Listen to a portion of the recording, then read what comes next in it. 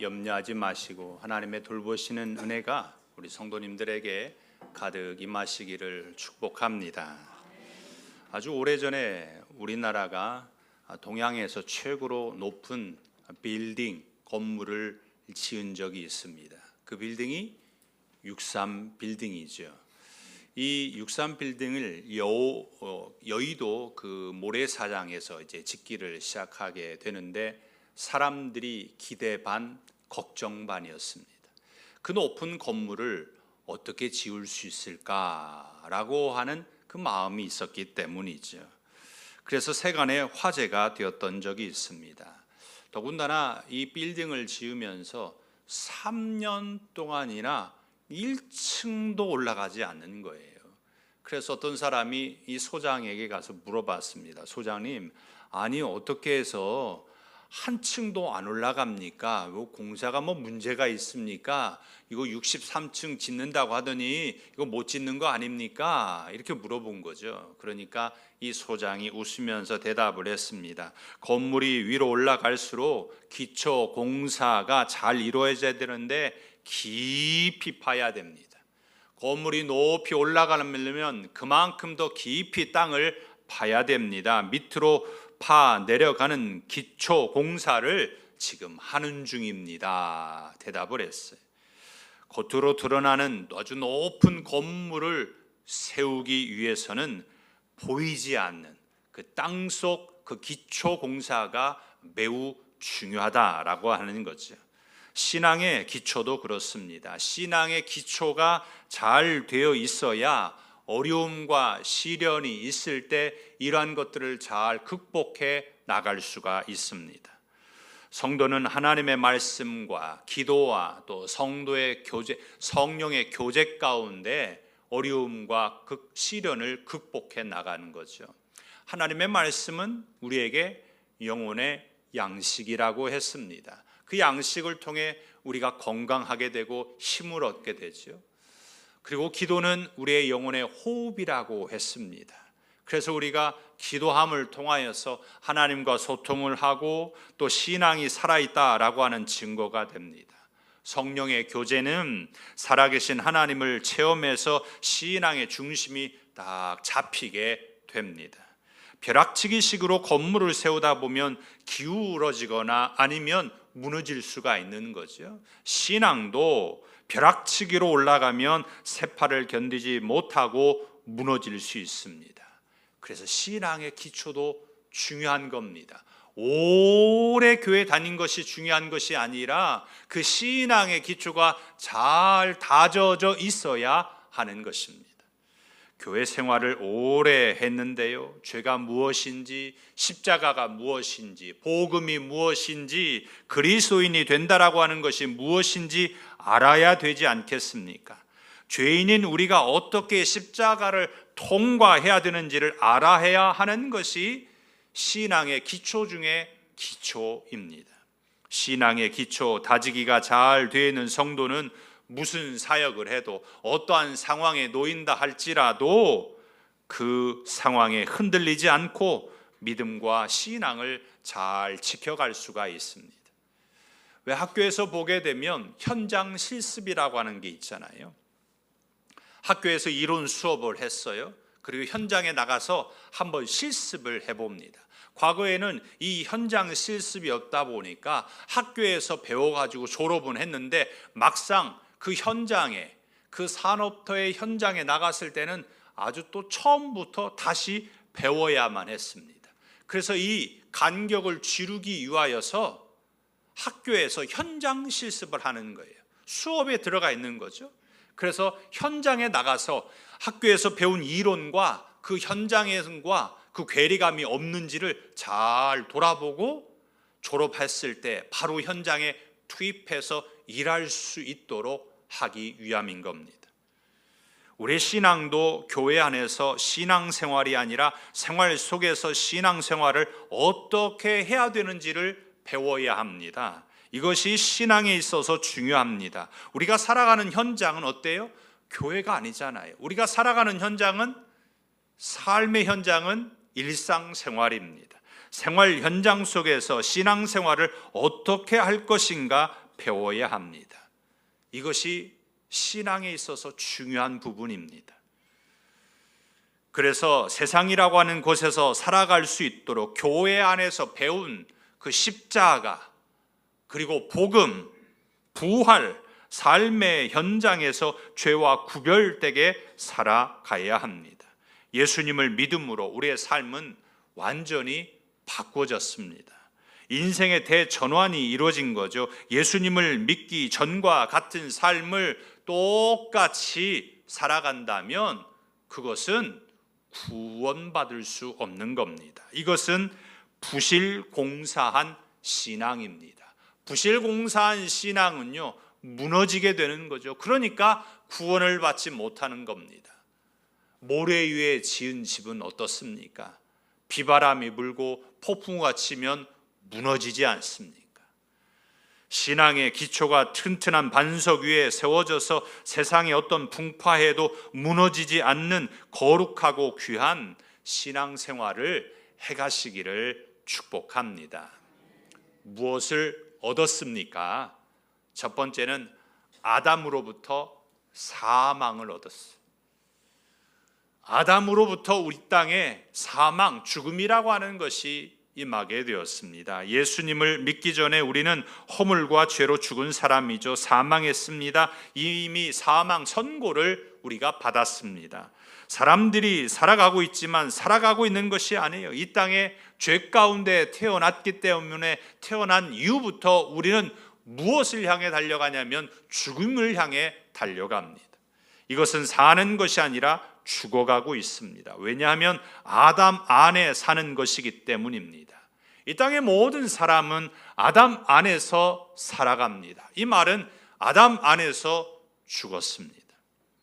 이것은 사는 것이 아니라 죽은 것이죠. 그래서 21절 상반절에 이렇게 말씀합니다. 사망이 한 사람으로 말미암았으니 그랬습니다. 그 한 사람이 누구예요? 22절 상반절에 이렇게 말씀합니다. 아담 안에서 모든 사람이 죽은 것 같이 그랬어요. 아담 안에 있으면, 아담이라고 하는 동네에 살고 있으면 모든 사람은 죽습니다. 죽음이라고 하는 바이러스가 찾아왔기 때문입니다. 죄라고 하는 바이러스로 인하여서 모든 사람이 죽게 되었습니다. 사람은 태어나면서부터 아담과 연합한 자로 계속 죽음의 역사를 유전해 갑니다. 사람이 계속해서 살아가는 것 같은데 그 죽음의 유전자를 계속해서 유연시키고 있는 거예요. 복제해가지고 후손들에게 계속해서 그래서 사는 것이 아니라 죽음의 길로 가게 됩니다. 그래서 하나님께서 죄의 문제를 해결하는 방법을 알려주셨습니다. 대속이라고 하는 방법입니다. 내가 죽어서 해결할 수 없으니까 대속하는 방법을 통해서 우리에게 사는 길을 알려주셨어요. 하나님은 처음에 구약에서 대속의 방법으로 동물 제사 방법을 가르쳐 주셨습니다. 동물 제사 방식은요, 하나님께서 주신 매우 특별한 은혜의 제도입니다. 죄를 지은 인간이 하나님께 바치는 대리, 속죄, 제물로 인하여서 이제 우리가 구원받게 됐다라는 거죠. 죄사함을 받게 되었다라는 거예요. 그런데 이렇게 대속 제물로 제사를 드릴 때 어떤 것으로 드려야 될까요? 하나님 앞에 내가 죄를 지어가지고 제사를 드리는데 내 대신 죽어야 할 그 동물은 어떤 것이 좋을까요? 우리가 그냥 생각해 보면 좀 큰 것이면 좋지 않을까 이렇게 생각할 수 있잖아요. 내가 죄가 크니까. 그래서 뭐 코끼리나 기린이나 하마 아니면 콧불소 같은 것을 드리면 어떨까요? 우리는 그렇게 생각할 수 있습니다. 그런데 하나님께서 많고 많은 동물 중에 가축을 하나님 앞에서 드리게 하셨습니다. 왜 가축일까요? 옛날에는 부엌, 그 시골 옆에 소 외양간이 있었습니다. 신약 시대에도요, 집안에서 가축을 키웠어요. 같은 생활 공간 안에 가축을 키웠습니다. 이 가축은요, 가족이었어요. 이 가축은 자신의 분신과도 같았습니다. 그래서 옛날 시골에서 보면 잘 모르잖아요. 수의사도 없고 이 소가 아프면 어떻게 하는 줄 아십니까? 목사님을 찾아요.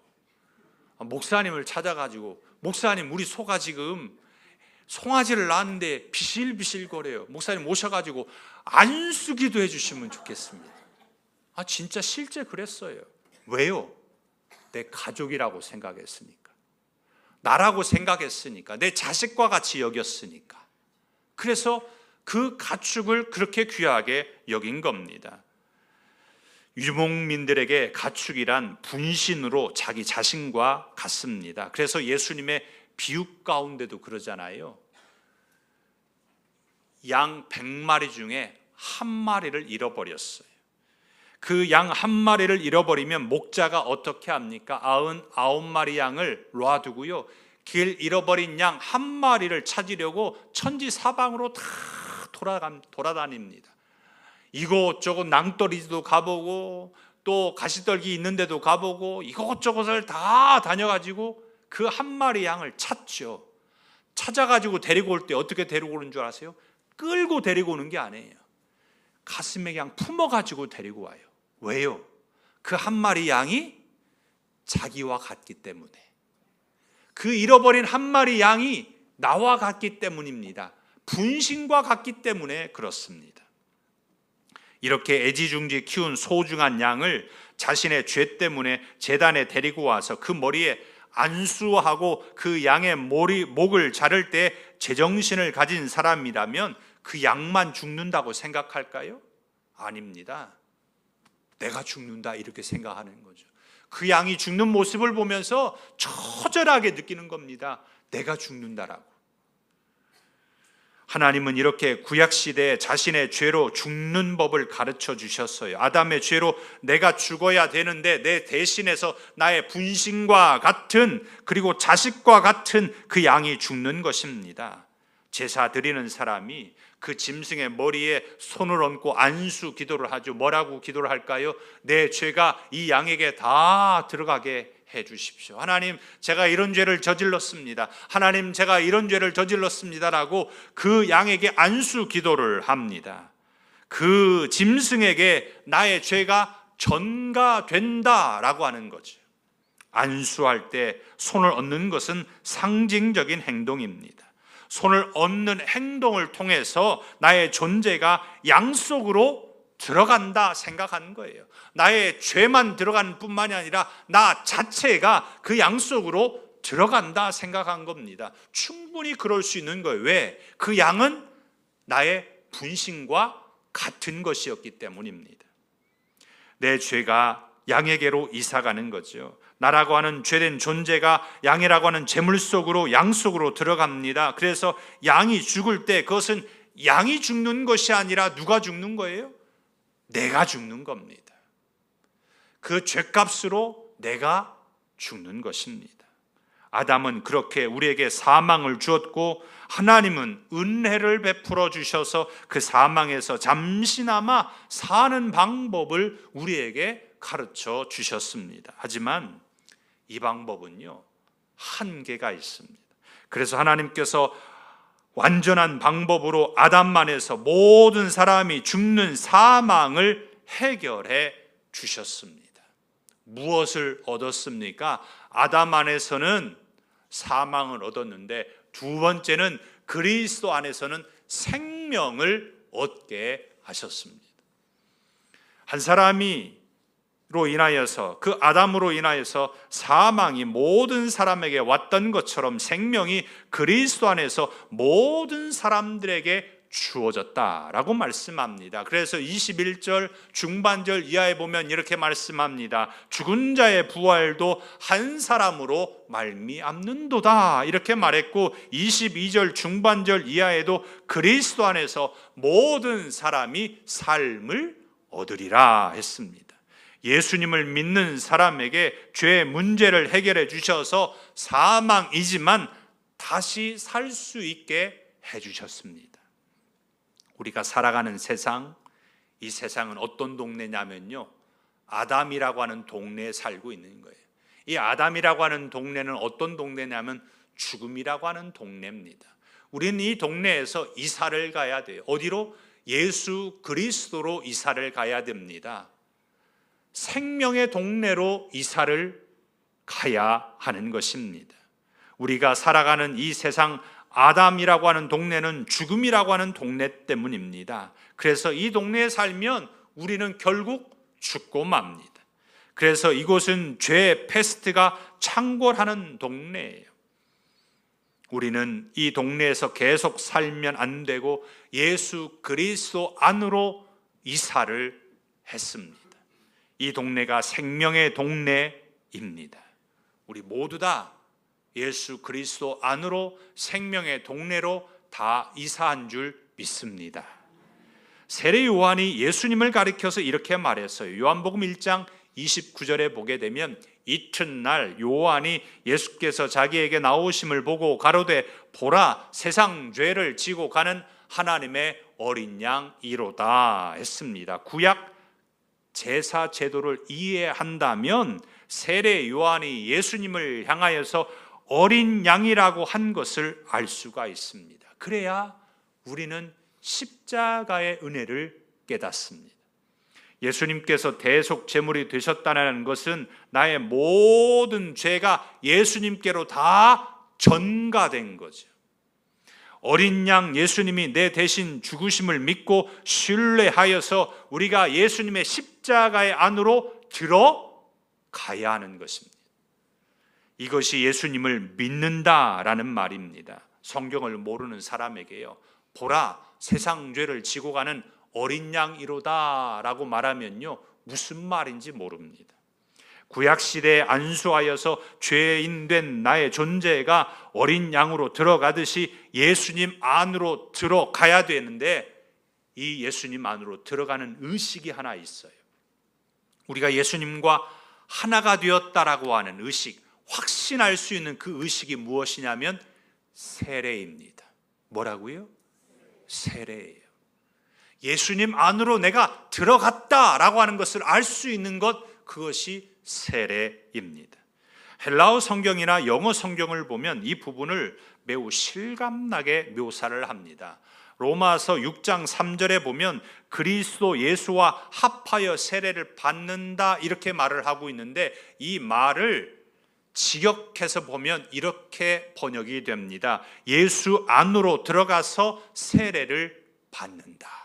세례를 받는 것은 예수님 안으로 들어갔다라는 겁니다. 예수님 안으로 들어가는 것이 세례입니다. 우리는 세례를 통해서 예수 그리스도 안에 들어간 존재임을 믿으시기를 바랍니다. 세례 요한이요, 세례를 줄 때 사람들에게 요단강으로 내려가서 침례를 했죠. 요즘은 침례하는 경우가 거의 없죠. 근데 그 당시에는 침례를 했습니다. 요단강으로 내려왔어요. 그 사람을요 푹 하고 그 요단 강물로 눌러버립니다. 그러면 그 물속에 들어가잖아요. 거의 죽을 때 숨차서 죽을만 하면 그때 이렇게 세우는 거지. 그때 예수님의 부활을 경험하게 되는 것입니다. 예수님의 죽으심과 연합할 뿐만이 아니라 예수님의 부활과도 연합했다라는 말입니다. 그래서 성도는 세례를 통해서 내가 십자가에서 죽고 그리스도의 부활하심을 따라 나도 부활했다라고 하는 것을 믿어야 합니다. 오늘 우리가 얻는 것은 예수님을 믿음으로 영원한 생명을 얻었습니다. 그래서 우리가 새로운 삶을 살아가고 있는 것입니다. 전과 같이 막 사는 인생으로 살면 안 됩니다. 죽었다가 우리가 다시 살았으니 이제는 주를 위해 살아가야 합니다. 우리가 예수님과 연합한 인생이 되었기 때문입니다. 내 안에 그리스도께서 사신다라는 것을 기억하시고 변화된 모습으로 살아가는 그리스도인 성도가 되시기를 축복합니다. 무엇을 얻었습니까? 아담을 통해서는 사망을 얻었어요. 하지만 예수 그리스도를 통해서는 생명을 얻었습니다. 그리고 세 번째는 나의 십자가입니다. 예수님과 더불어 아직도 자신이 죽지 않은 사람은 갈보리 십자가로 반드시 가야 됩니다. 지금이라도 죄의 문제를 부둥켜 안고 십자가에서 예수님이 죽으신 것처럼 나도 죽어야 되는 것입니다. 이것은 어느 누구도 면제될 수 없어요. 어느 누구도 예외가 없습니다. 돈 많은 사람은 예외가 되고 지식이 많은 사람, 건강한 사람은 예외가 되는 것이 아닙니다. 어느 누구도 예외가 없어요. 그리고 이렇게 죄의 문제를 해결한 후에 예수 그리스도와 더불어 죽은 것을 확인한 사람은 어떻게 살아가야 할까요? 예수님은 이렇게 말씀하셨습니다. 자기 십자가를 지고 나를 따라와라 하셨습니다. 우리가 알고 있는 십자가는 어떤 십자가입니까? 우리가 알고 있는 십자가는 그저 로마 군인이 예수님을 십자가에 못 박은 그 십자가로만 알고 있으십니까? 대부분의 그리스도인들이 예수님 혼자 죽은 십자가로만 알고 있습니다. 나 자신도 같이 죽어야 되는 십자가인 것을 몰라요. 예수님만 십자가에서 죽고 나는 아니다라고 생각을 합니다.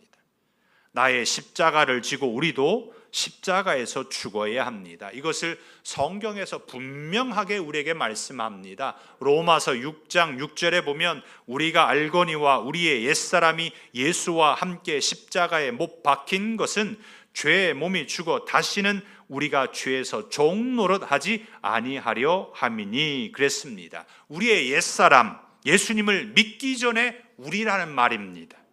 예수님과 함께 십자가에 못 박혀 죄의 몸이 죽었습니다. 그래서 다시는 죄 종노릇하면 안 되는 거예요.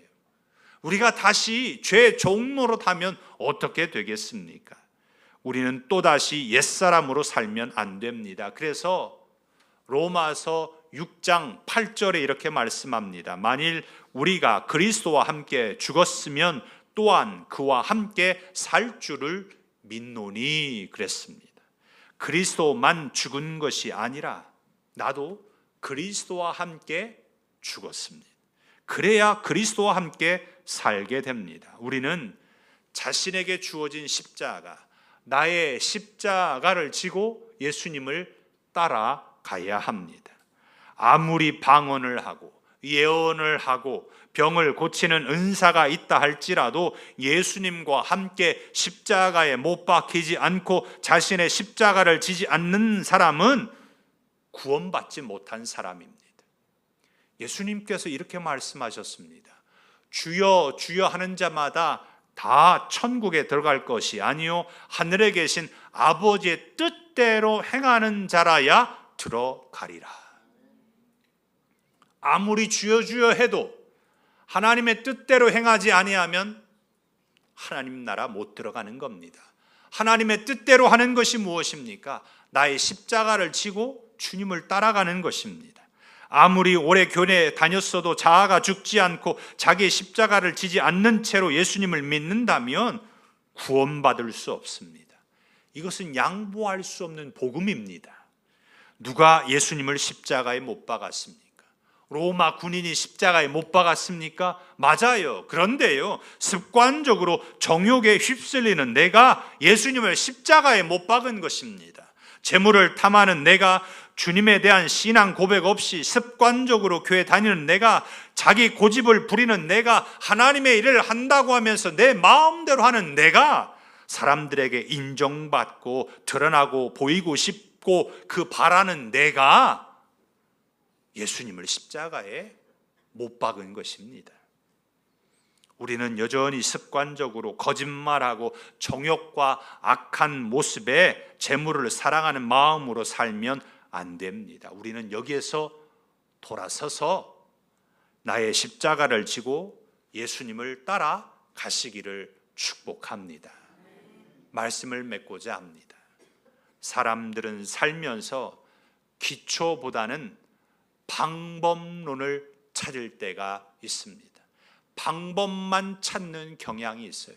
기초 그런 건 모르고 이거 어떻게 하면 방법을 찾을 수 있을까 여기에만 생각하는 거죠. 기초보다는 어떻게 하면 이 이 문제를 해결할 수 있는 그 방법을 찾으려고만 합니다. 하지만 기초가 튼튼하지 못하면 방법을 찾아도 해결할 방법이 없는 거예요. 결국은 뭐예요?